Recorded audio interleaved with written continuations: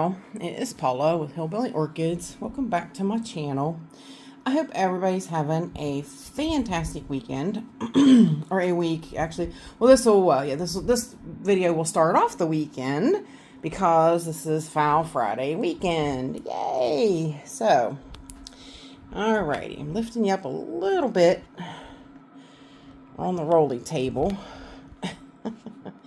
So, yeah, I'm trying to get it. I should have had it better adjusted before I got you guys on camera, huh? How dare I? Anyways, this is the Phal Friday series. We started now talking about Phalaenopsis every Friday, and I do wanna jump in real quick and tell everybody a little bit about my conference, which I really appreciate y'all's support so much. I really did.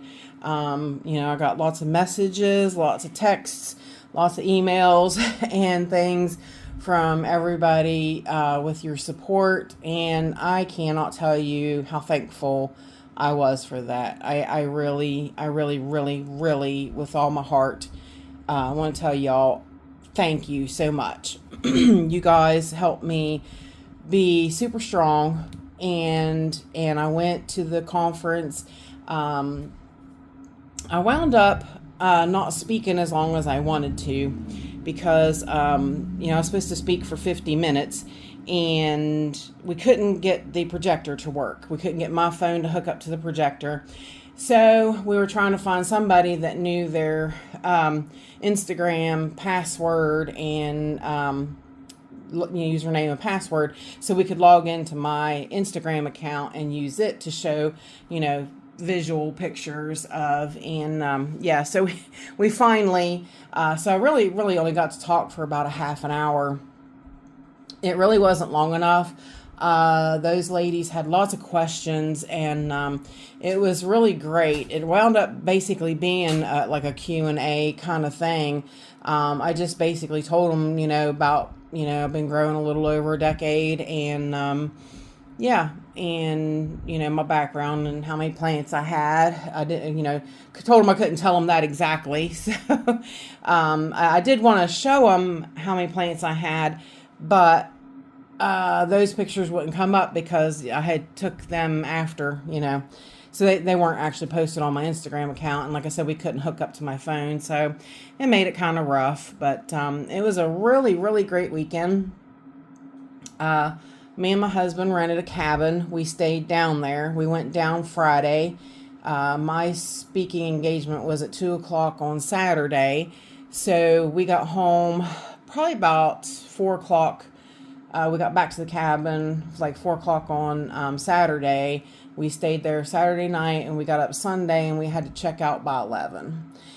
So it was kind of quick, and but it was a good idea. My husband was like, we haven't gotten to get away for a while, so let's go do it. Excuse me, guys. I'm still fighting the sinus thing. Ugh. And I'm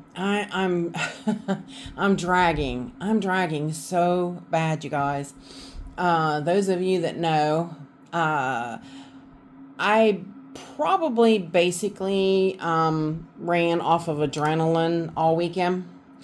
So yeah, I came home Monday. When we got home, I crashed. I absolutely crashed. I slept that whole night. I slept in that next day. I have slept in every day since, and I'm still tired. I am wore out. That stuff does wear me out, and I think that's why I think I go on adrenaline the whole time. So, but the cabin was a couple little things irritated me. Was days in. The girls at the club, the girls with the West Virginia Garden Club, they were great. They were absolutely great. I have no qualms with West Virginia Garden Club, none. They were terrific. Patty, the woman that invited me, she was terrific. Great gals, great bunch of gals. My qualm was with Days In. I had called down prior and asked them if my dogs were allowed to be there, because we got a pet-friendly cabin so that we could bring the dogs because, I've got 2 new babies. So they had to go with us. And I had explained to them, well, they thought I wanted to rent a room, and they're like, yes, we have pet friendly and it costs this much. And I was like, no. I'm coming to a conference. I'm speaking for an hour, and I just need to know that my dogs are allowed to be on site, that they're allowed to be there with me, while I give my talk. And they said yes. So when we got there, the lady that was petting my dogs and loving on my dogs, she's like, oh, you can't have these here. And I'm like, yes, I can. I called and made sure. And she's like, no, well, they're allowed to be in the hotel rooms, but they're not allowed to be in the conference rooms. And I'm like, oh, baloney. I'm like, now that's just bull. If they're allowed in this hotel, then you can't specify, you know what I mean? Like you didn't specify that they wouldn't be allowed in the conference rooms. So my husband had to miss a lot of the talk because he was taking care of the puppies. And that irked me. That made me mad. And the fact that with the cabin, we had rented it. I think I told you guys it was almost $600 for 2 nights. And we had got a notice from them stating that we had to pay another $31. And we never could get an explanation as to what that extra $31 was for. And I'm like, you know what? Fine, I'll pay that, but I will eventually. I'll find out. I want a reason. You don't just tell people that already paid. There was some little bit of a squabble about the number of people staying there, and they kind of sent us like a threatening text that if we find out that you had more than the people allotted there, you'll be charged $300 extra and blah, blah, blah, all this. And I'm like, so that kind of ticked me off. Then I was really upset because the cabin being $300 a night to stay in was an old place. It was a very old place that they had, they came in, they doctored it up a little bit and decided to put it on Airbnb. It had light switches everywhere, which half the bulbs were burnt out in the place. They had TVs in 2 extra rooms that didn't work. So I was actually surprised the one in the main living room worked. They had a ceiling fan that just creaked and cracked, and you thought it was going to break down and fall on your head. So that was a little annoying. And large ants. They had those large carpenter ants everywhere, and moths. And then on the last day, lo and behold, we found they had cockroaches too. We had to kill a couple cockroaches on the last day, and I was like, man, I wish I'd have known that ahead of time. Of course, you don't know those things right off the bat, So, so like defumigating our clothes and things that we brought home after we got home. But anyways, and like I said, it was a decent place, but for me to say I've stayed in cheaper places that looked better, that were nicer, that had light bulbs that worked and fans that worked and TVs that worked. I wasn't overly impressed by a lot of things at this place. And Paula will be sitting down and writing a review, an actual honest, because most other people that have written a review for this place, they all say it was a great place, blah, blah, blah. It's not that it was a bad place, but it's not as great as what they're all saying. And there was definitely issues while we were there. They need to start taking some of their money that they're getting out of this place and putting back in this place, obviously. So, but anyways, we'll talk a little bit more about all that stuff later on. You guys are all here for Phal Friday. I've already been talking about 9 minutes about all that. So, I am going to release, I did a live stream from there, and I'm going to do a live stream here from home, and I'll talk a little bit about it from home. And I'm going to release, I did an actual filming, because the live stream was real grainy because their internet service was another thing that was really crappy. Even though you're logged into their actual Wi-Fi, it was still terrible. So yeah, the I tried to do the live stream and it didn't turn out very well. So I do want to do a live stream from home here and talk about it a little bit, and so we'll discuss some of that stuff once I do a live stream from here. So, anyways, on to Phal Friday. We talked a lot about Phals at the conference, which was, I told them all, was like, definitely, please, subscribe to me. I'm like, I just came up with a new series. I'm going to be talking about Phalaenopsis every Friday. So it's going to be strictly Phalaenopsis talk. And today, another thing we're going to be discussing, because I did get asked this question by a lady, and I don't think I fully explained it. And after I got to thinking, how you kind of go back and think about things that you did in your head and how things went, I was like, I don't think I ever really answered that poor lady's question. So we're talking about Phalaenopsis spikes. So she had asked me, when do you cut a spike? And I said, well, some people cut them, and again, there's more than one way to grow an orchid. Everybody's way is fine.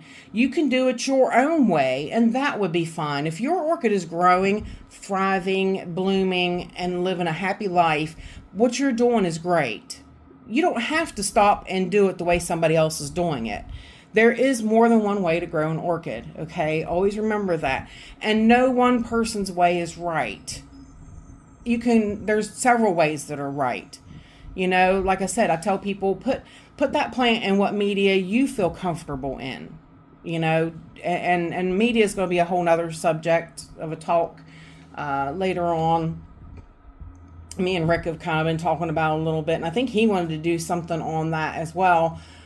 Which, the more the merrier, getting the word out there, because the media is for us. It's not really for the orchids. The media is to help us. So, long story short. But anyways, when to cut a Phal spike. Some people cut them after the blooms are gone.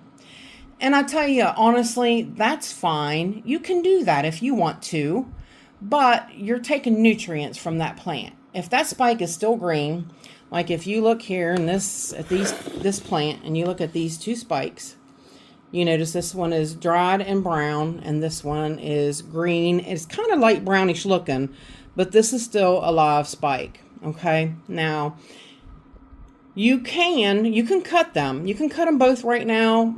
No, worries. It'll make new spikes yet next year when the temperatures fall, and so on and so forth. But if you want a mass blooming, like how my young home fragrance lover was, well, you can probably still see her a little bit. She's dropping some buds, but she had several spikes that were older that bloomed again. These spikes will rebloom again. Okay, so there's not much reason in cutting them. Let them keep those spikes, because this one, for some reason, this plant needed this. So it reabsorbed what it needed out of this, okay? Now, this, by reabsorbing that, tells me this plant needs a little something. This one needs a little something extra that I'm not giving her, because it should have maintained this spike alive, just like this one. No blooms, but it's still alive.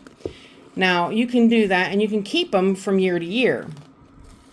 Young Home Fragrance Lover, I believe she has 4 spikes now. She got 2 she come in with 2 when Justin shipped it to me, and then I grew 2 this year. So she's got 4 spikes now, and I'm going to try to maintain those spikes. So next year she'll have 6, and she'll bloom off of all those. She'll put new growths and new buds out on those old spikes. So why cut them? You see what I mean? That's my theory. Plus, it's there in case it needs to absorb that back for whatever reason. Say my back goes out and I skip a few fertilizings and this plant needs to use this, it can. These spikes are full of potassium, which I have saved a rootless Phalaenopsis by having a spike on it before. That it'll use that nutrients to help it grow new roots when it does not have new roots. So I feel in aspects, and this is only my opinion, that keep the spikes. They're worth having from year to year for various reasons. Okay. But like I said, you can cut them. You can cut them and you can start again all over again next year, because it will grow spikes again next year. But I just feel like it's having to redo that work every year. And I feel like, you get a bigger, fuller bloom, bushier bloom when you have old spikes, because it's going to bloom on all of those spikes. And it should turn out to be a spectacular sight. Young Home Fragrance Lover was. Her bloom, she was just full of blooms. Just absolutely phenomenally full of blooms. But, yeah, so that's how I feel, And like I said, everybody's different. You don't have to do it the same way everybody does it. If you want to, you want to cut it, you can cut it. But like I said, this one here is telling me a little bit by absorbing one of the spikes that she needs something else. She's not actually growing a new leaf yet. So I'm not sure why she actually wanted to absorb that spike, but it's telling me that I need to up her feed a little bit. Okay. So that's what I'll start doing. I'll start giving her, like an extra 20 or 30 parts per million in food, in nitrogen, and food. Cause like I do both. I try to keep it at like a 1-to-1 ratio of the Jack's 2-part system, and that's what I'll do. But this is a good indicator that it's showing me that she needs a little something else. So, but because this spike is dead, I can absolutely 100% cut it off. I don't know if these will reach it and cut it or not.